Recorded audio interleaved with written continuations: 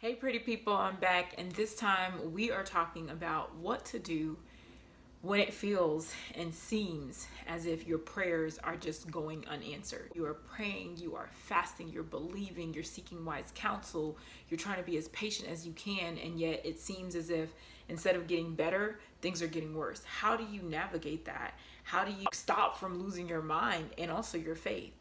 This is what we're talking about today. So definitely, if this is striking a chord with you, you don't want to miss it. Tune in.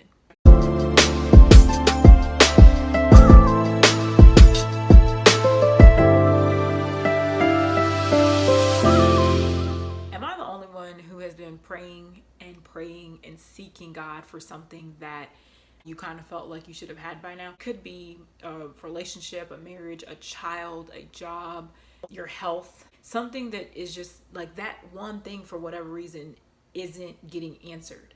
And it's not that it's a bad thing, it's not something that God wouldn't be pleased to do for you. So it's not like as if you're asking, Lord, like, take them out. Like, they were getting on my last nerves, take them out. It's not that, right? But you're truly, sincerely asking God, to move in a situation that will not change unless He breathes over it, unless His fingerprints touch it and He changes the outcome. And yet, for whatever reason, it just seems as if nothing is changing. You've been waiting years, months, weeks, days, and instead of it getting better, it just gets worse. And then to top it all off, you're seeing those same prayers come true to life in other people. And whether they're in your circle, whether they're people that you work with. And so you're excited for them, you're happy for them, but deep down inside, you're like, God, did you forget me? Have you, like, hello, do you not see me? Like, what is it that I need to do to get your attention? So let's peel back the layers. So the first reaction is, why me? Like, let's be the only one faced with this. And that's straight out the bat a lie from the enemy. You need to rebuke that. You need to shut that down, because you're not the only one going through it. So how do I really ride this wave out and trust you and wait on you and keep my eyes fixed on you and not the waves below me? But at the same time, how do I not lose my mind doing this? Why is it taking so long? I don't get it. I'm definitely in that season. I've been waiting on a lot of things, not just a husband and a family, but just a reason, honestly, for why He even called me to move up to DC. Why have you once again changed my life, shaking it up, and I'm still sitting here trying to figure out, okay, so what am I doing here? What was the point? And just really also praying for open doors in every area, whether that's my career, relationships, finances, things that are tangible, things that I need, but also things that I want.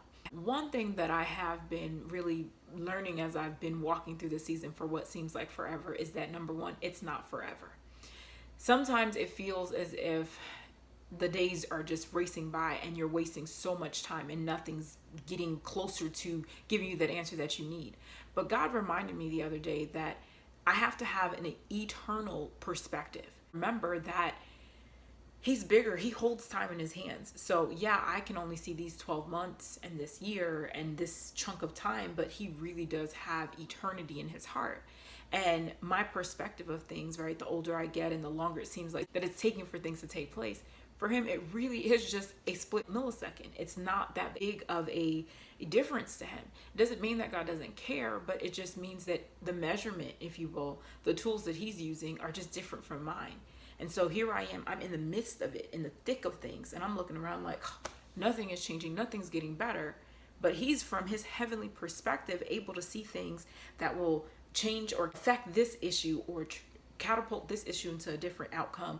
And this happening will do this and this, like things that I can't even process because I'm not God. And yet I'm stuck in this little slice of time. And in this slice of time, everything just seems frozen, but it really isn't. And so really just being mindful of your perspective. And then the other thing too, just remembering that God does not willingly afflict the hearts of man. That's what it says in His word. And for me, what that meant is He's really not out there to just play me, to play you, to just mess up your life for no reason, to cause you to have bad days, bad dreams, tears and mourning and sorrow. That is not His MO. But we do live in a fallen world, and so these things are going to happen. And even in that, He uses everything truly for our good. And as much as it doesn't seem to be like that, it really is in our best interest. And I'm sure you can recall a time where you're kind of glad that you didn't get an answered prayer at the time that you thought you wanted it. You're like, whoo, dodge a bullet on that one, Lord. I can relate to that for sure. What I'm saying is really release what's happening, release your timing, release your expectations to God's, and refute the idea that he's just ignoring you or not listening or doesn't care. He truly does.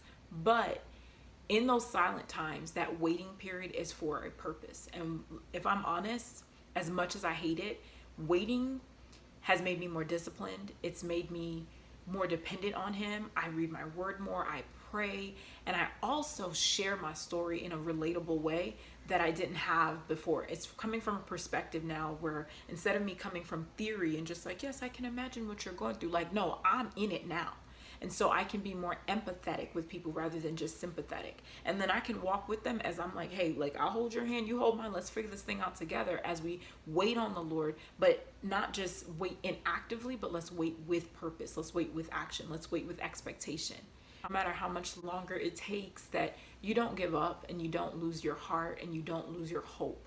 Do what you can to continue to fan that flame, whether that is reading your word, reminding God what he said, connecting with a small group or just loved ones who really want to stand in the trenches with you and don't care if you have the ugly cry or just go to that space, but that they're going to hold up your arms in prayer, in strength, and walk with you and encourage you, because you will have the last laugh. You're going to get to that point where you're going to go, wow, Lord, like you did that. And so don't waste this waiting time just spending so much time complaining about it and resenting it. Instead, step back and say, okay, what is waiting teaching me? What is waiting trying to get out of me? Because it's for a purpose. Everything our God does is intentional. He does not waste a minute of our time. So if this is ordained space to wait on something, there's got to be a point to it. So become more concerned and consumed with figuring out the point of that versus looking at the calendar like, oh, he still hasn't done it. Let's look at what he has done. Let's look at what it is teaching us rather than look at what has yet to come. So I pray that this blessed you, motivated you, encouraged you. Feel free to share it, comment. I love reading your comments. And follow me on all my stuff, all down there. You see it? I'm getting snazzy with it too, right? And yeah, we will be in touch as we continue to wait and walk together. Don't do life alone. Talk soon. Bye, y'all.